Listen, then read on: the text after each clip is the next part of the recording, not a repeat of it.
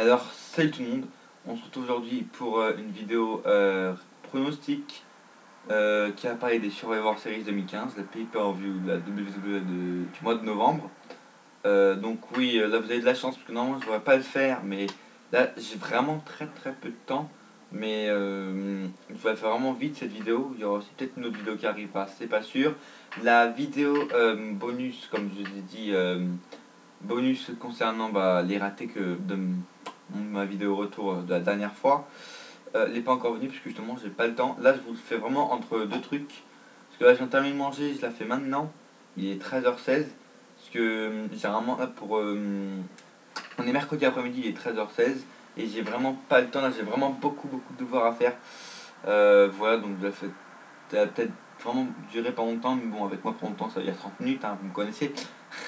Et voilà, donc les matchs peut-être qui ne seront pas dans l'ordre, ni dans l'ordre, ni peut-être il n'y aura pas tous les matchs. Oui, je me suis fait une manucure, vous avez vu, non je déconne. C'est ma caméra qui bug encore, on va peut-être la laisser comme ça en bleu, je sais pas pourquoi elle est encore en bleu. Hein. Donc oui, je tiens à signaler aussi que là je suis en train de faire un pronostic, mais je regarde les sondages, oui. Je regarde les sondages de Coraline, donc Closer to God. Donc je fais en fait les sondages de Closer to God en même temps que les vidéos pronostics. Voilà, donc j'ai dit mes pronostics sur les matchs en même temps de faire les sondages. Bien sûr, je suis content de vous retrouver vraiment. Mais une pensée aux victimes du 13 novembre. Voilà. Mes condoléances vont à aux familles touchées, bien sûr. Euh, Toutes mes condoléances à eux, vraiment. Donc Pray for Paris, hein. Mettez ça en photo de profil si vous voulez, ou même le drapeau bleu, blanc, rouge de la France, bien sûr, pour apporter un soutien aux familles. Je sais que c'est rien, mais comme ça, vous participez quand même. Et donc voilà, on commence tout de suite par le premier match. Je sais vraiment, comme je vous dis, je sais vraiment pas s'il y a tous les matchs, et je sais pas non plus euh, ouais, s'ils sont en ordre. Ouais, aussi, j'espère aussi que cet angle de caméra vous plaira. Parce que je change des fois, la dernière fois j'étais derrière. Là, je suis ici. Parce que la dernière fois j'étais dans mon salon. Voilà. Bon, on va commencer par le premier match. Darren ne traîne pas trop.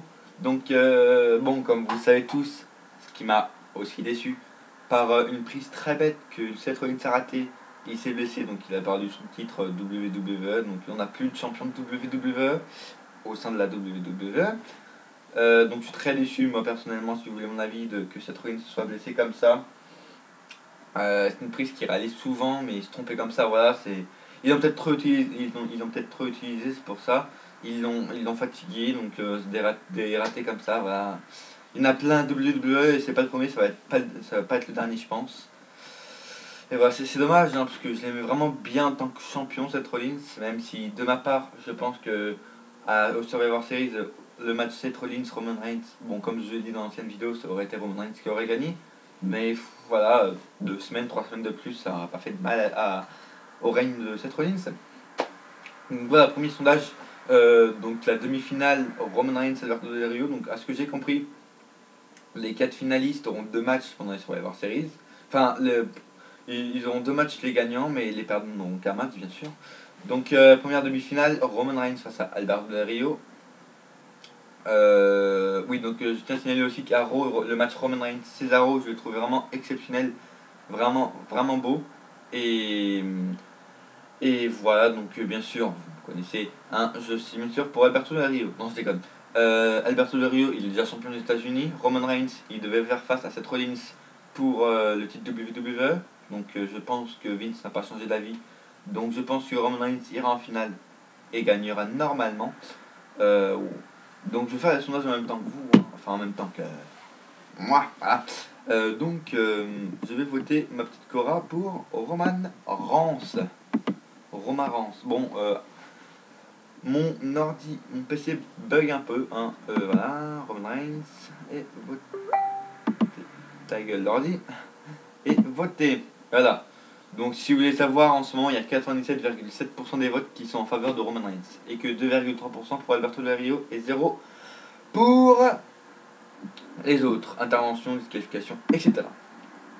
Donc on va passer bien sûr direct à l'autre demi-finale, qui est Dean Ambrose contre Kevin Owens. Donc voilà, pour le match en finale, je vois les Roman Reigns face à Dean Ambrose, parce que tout simplement, la WWE ne sait pas créer l'effet de surprise, hein, bien sûr.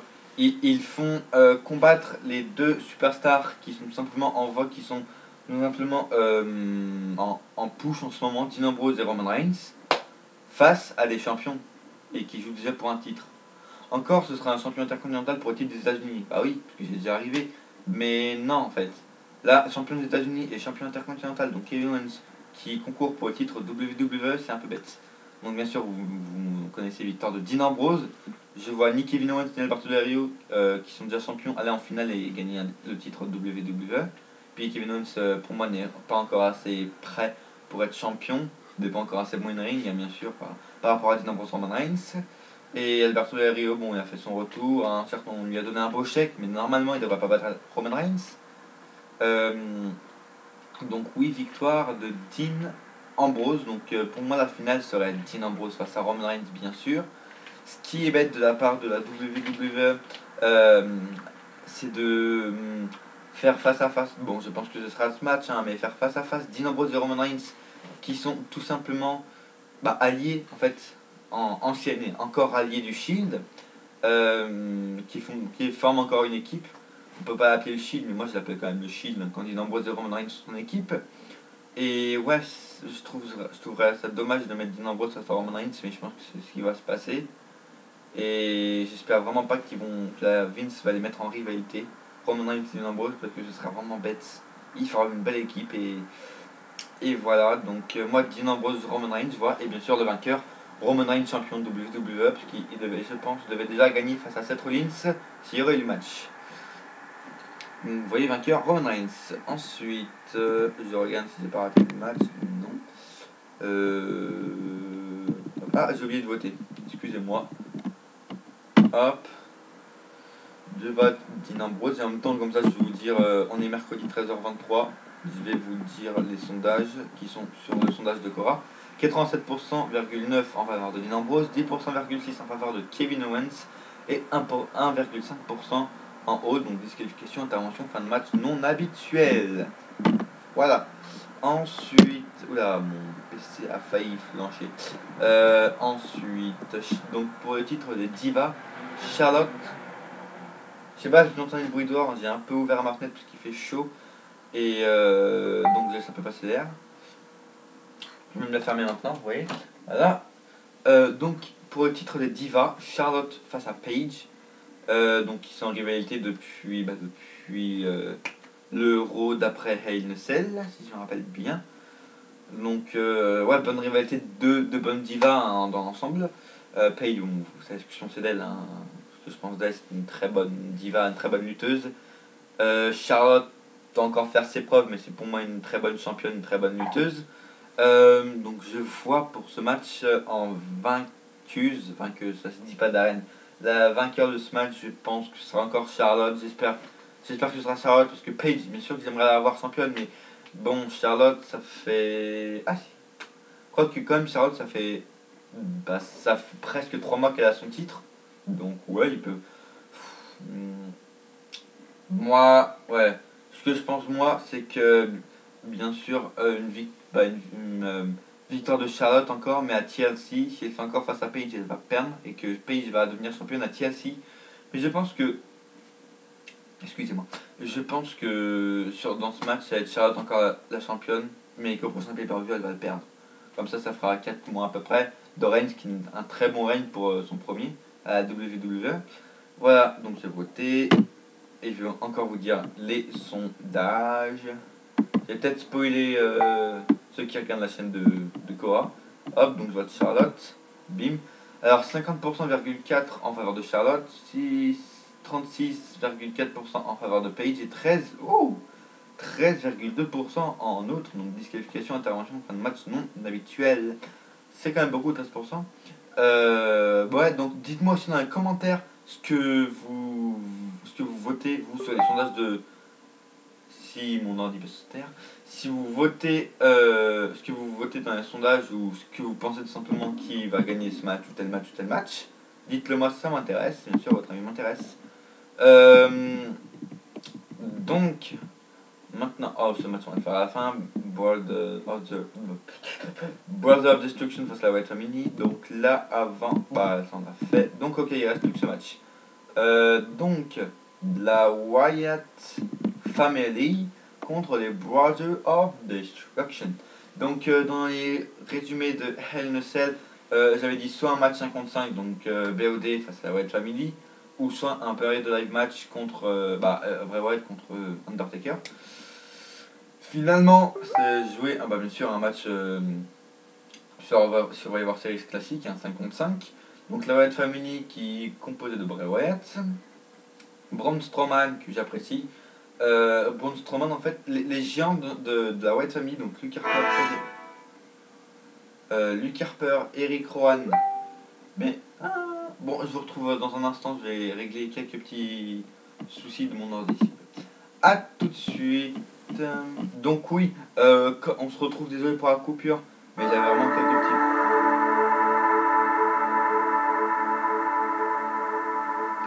Merci l'ordi. J'avais quelques petits problèmes concernant mon PC, il avait plus de batterie, etc. Donc voilà, j'ai réglé. Donc oui, je parlais de Eric Rowan, Luke Harper et Braun Strowman, donc les géants de maintenant en fait. Les Eric Rowan, Braun Strowman, Luke Harper, etc. Ils me font vraiment penser à Luke Gallows que avant je détestais, parce que à l'époque où il y avait Luke Gallows dans la Straight Edge Society, j'étais petit donc je le détestais, tu vois, parce que c'était un méchant avec CM Punk, donc je le détestais, tu vois. Et en plus, raison de plus que je le déteste, parce que CM Punk je le détestais, parce qu'il avait tout simplement éliminé Jeff Hardy de la WWE, si on peut dire ça, donc je le détestais encore plus. Mais voilà, donc Luke Gallows que j'appréciais en maintenant, quand j'y revois ces matchs, je l'appréciais bien.